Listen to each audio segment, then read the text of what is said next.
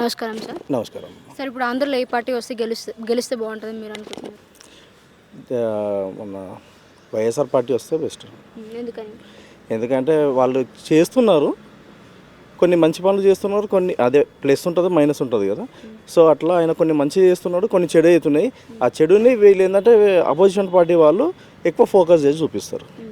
So అట్లా కాకుండా ప్రజలకు మేలు చేసేటట్టు ఇద్దరు చేసుకుంటూ పోతే మంచిగా ఉంటుంది. పథకాలు ఇస్తున్నారు బాగుంది, కానీ ఇప్పుడు ప్రజల్ని సోమరిపోతులుగా చేయడం అనేది న్యాయం అని మీరు అనుకుంటున్నారా? ఇంటికి ఇచ్చేసి పథకాలు ఇస్తున్నారు కదా. అవును, పథకాలు ఇస్తున్నారంటే వాళ్ళది కాదు కదమ్మా. అది పథకం అయితే వాళ్ళు ఎవరైతే సీఎం ఉంటాడో వాళ్ళ ఇంట్లోకి వెళ్ళి తీసుకొచ్చి అయితే పెట్టాడు. సో అది పబ్లిక్ పైసా తీసుకొచ్చి పబ్లికే పెడుతుంది. అది ఎవరిని తెలవాలి? పబ్లిక్ తెలవాలి. ఆ పథకాలు ఇస్తున్నాడు అంటే వాళ్ళ సొంత దాంట్లోకైతే ఇవ్వరు. మన ప్రాపర్టీ ట్యాక్స్లు అవి ఇవి కడుతుంటేనే దాంతో వచ్చిన దాంతో వీళ్ళు మనకి ఇస్తారు.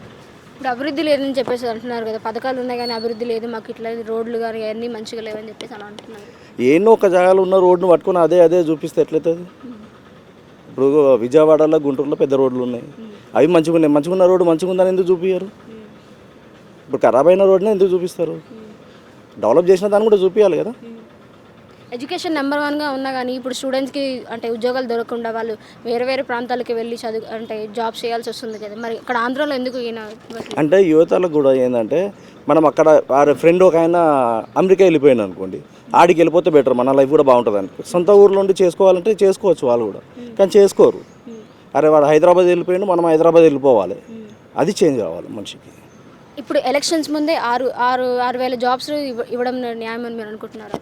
6,000 నోటిఫికేషన్ అంటే అప్పటి వరకు చేయలేదు, ఇప్పుడు చేస్తున్నారంటే అది ఓట్ బ్యాంకింగ్ కోసం. ఇప్పుడు చంద్రబాబు గారు గెలిస్తే ఎలా ఉంటుందని మీరు అనుకుంటున్నారు? చంద్రబాబు నాయుడు గారు వస్తే కూడా మళ్ళీ సేమ్ ఇదే అండి. ఏది మళ్ళీ గొడవలు, ఆయనని లోపలేసిందని చెప్పి ఈయన మళ్ళీ ఆయన మీద రివెంజ్ తీసుకోవడం. ఆ రివెంజ్ లేకుండా ఎవరైనా పబ్లిక్ కోసం ఆలోచించి పబ్లిక్ది చేస్తే బెటర్. ఇప్పుడు మెజారిటీ ఎక్కువ ఉందని చెప్పేసి టీడీపీకే గెలిపించుకోవాలని చాలామంది అంటున్నారు. టీడీపీ వాళ్ళకి చాలా మెజారిటీ ఉందని చెప్పేసి అంటున్నారు. Maybe 50-50 chances. నమస్కారం అండి. నమస్తే అమ్మా.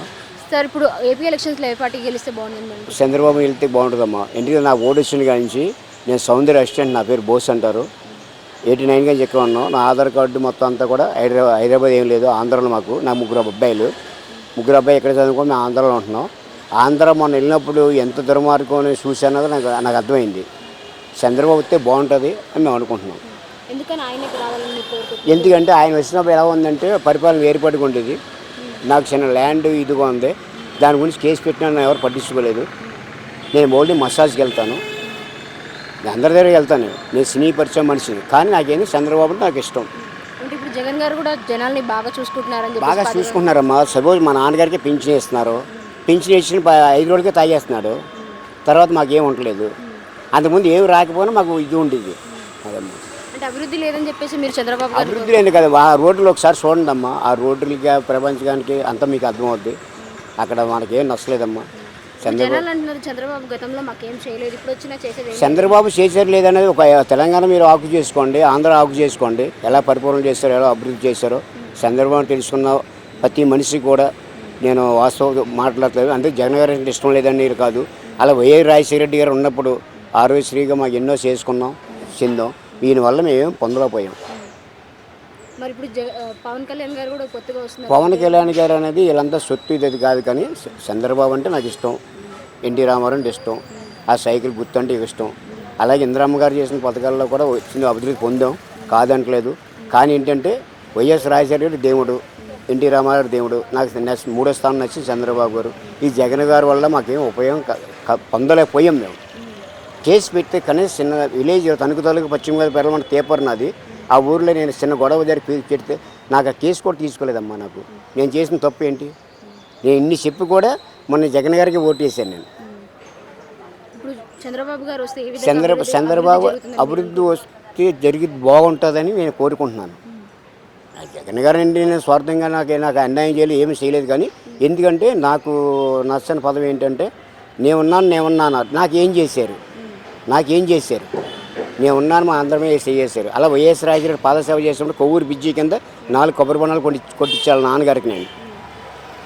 నాకు ఇంకో ఇద్దరు మాత్రం అంటే ఆయన అంటే ఇష్టంగా నేను చెప్తున్నమాట. ఎవరు ఇచ్చినా మా కష్టాలు మాకైతే తప్పు. కానీ ఏంటంటే అప్పుడు ఏంటంటే మేము వెళ్ళి అడుగుతాను సరిపోయాడు, ఇప్పుడు అడుగుతాను సరిపోగలేదు.